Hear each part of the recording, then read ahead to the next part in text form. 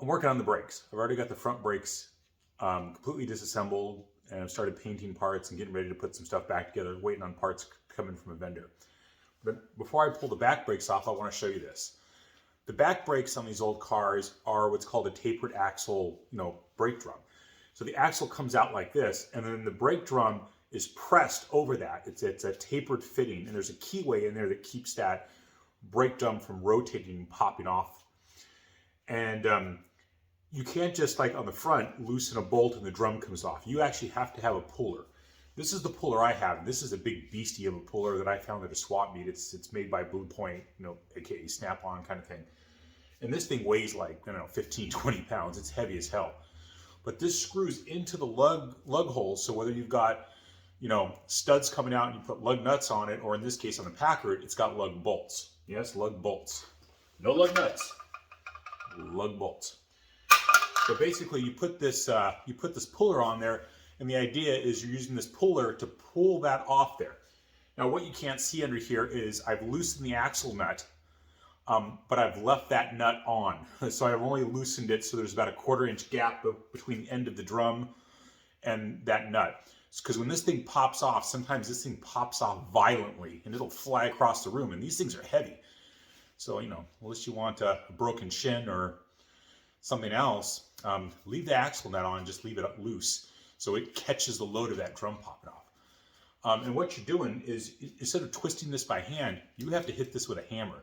This does two things. One, the hammer is tightening this thing, because this thing has been pressed on with like 250 foot-pounds of force. That's what's kind of pressed this on place.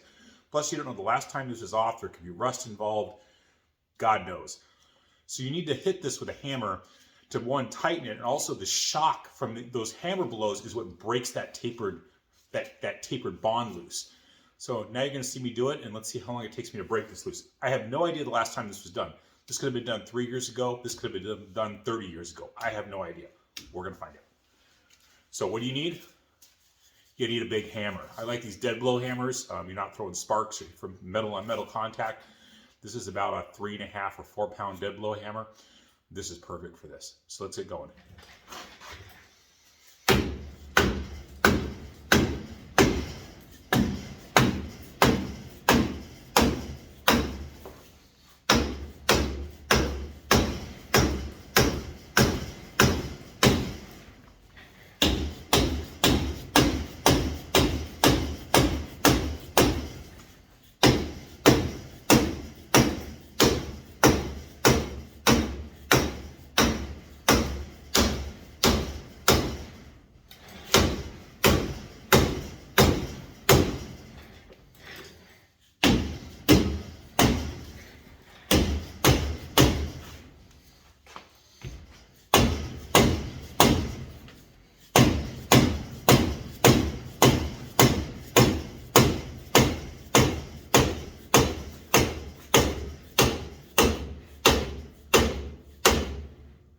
We're almost there.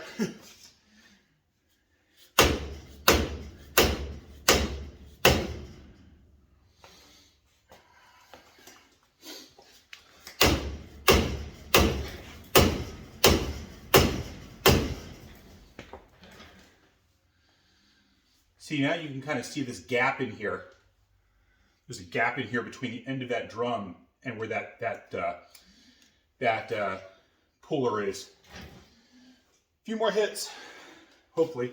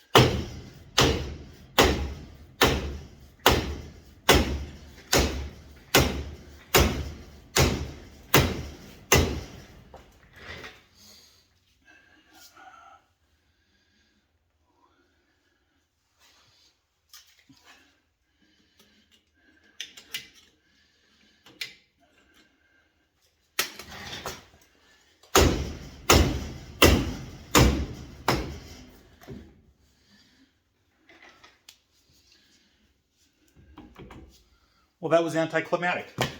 Climactic, I guess you could say. So it popped. Sometimes these sound like a gunshot going off. This one was pretty